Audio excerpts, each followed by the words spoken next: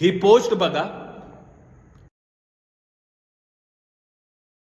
तर मला ह्या पोस्टमध्ये मित्रांनो एवढंच सांगायचं आहे की ही जी ऍक्टर आहे, सुप्रसिद्ध मराठी ऍक्टर आहे प्राजक्ता माळी, हिने कमेंट केलेलं आहे की मांसाहार केल्यामुळे 72 हवर्स ते आपल्या बॉडीमध्ये डायजेस्ट होत नाही आणि त्यामुळे ते बॉडीमध्ये सडतं आणि आपल्याला काही त्रास वगैरे होतात.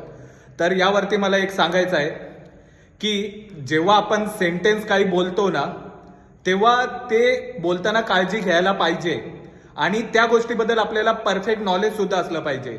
तर मला नाही वाटत की प्राजक्ता माळी जी ऍक्टर आहे ती न्यूट्रिशनिस्ट आहे की डायटिशियन आहे किंवा तिला याबद्दल काही नॉलेज असेल. फक्त कसं आहे, बोलायचं म्हणून बोलायचं, त्या गोष्टी आपोआप मीडियावरती व्हायरल होतात. नॉलेज यांना यामध्ये काहीच नसतं. यामध्ये तुम्हाला ऍक्च्युली जे फॅक्ट आहे ते मी तुम्हाला ॲज अ फिटनेसच्या दृष्टिकोनातून सांगतो की जेव्हा आपण नॉनव्हेज इनटेक करतो तर नॉनव्हेज कोणतंही घ्या तर प्रोटीनचा वर्ल्डमधला बेस्ट सोर्स आहे तो नॉनव्हेज आहे, ज्यामध्ये फिश, एग्स, चिकन और मीट येतं. आणि राहिला प्रश्न डायजेशनचा, तर मित्रांनो फिश डायजेस्ट व्हायला 1 ते 1.5 तास लागतो. चिकन डायजेस्ट व्हायला 2 तास पुरेसे आहेत आणि मटन डायजेस्ट व्हायला 3 ते 4 तास लागतात आपल्या बॉडीमध्ये.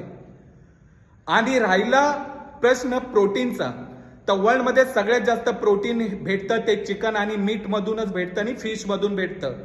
आणि यासोबतच चिकन इनटेक केल्यामुळे आपल्याला जे इसेन्शियल अमिनो ऍसिड आहेत 9, जी बॉडी स्वतःहून प्रोड्यूस करत नाही, ते आपल्याला चिकन, मीट यामधूनच भेटतात. आणि जे बाकीचे न्यूट्रिएंट्स आहेत ते बॉडीला यामधूनच पुरवले जातात, जसं की झिंक, आयर्न, फॉस्फरस. जे काही न्यूट्रिएंट्स आहेत ते आपल्याला नॉनव्हेज मधूनच भेटणार. आणि जेव्हा तुम्ही नॉनव्हेज 100 ग्रॅम घेता ना, तेव्हा तुम्हाला 24 to 30 ग्रॅम प्रोटीन आरामात भेटतं. त्यामुळे ना हा प्रोटीनचा एकदम बेस्ट टू बेस्ट सोर्स आहे, तो कधीच अवॉइड करू नका.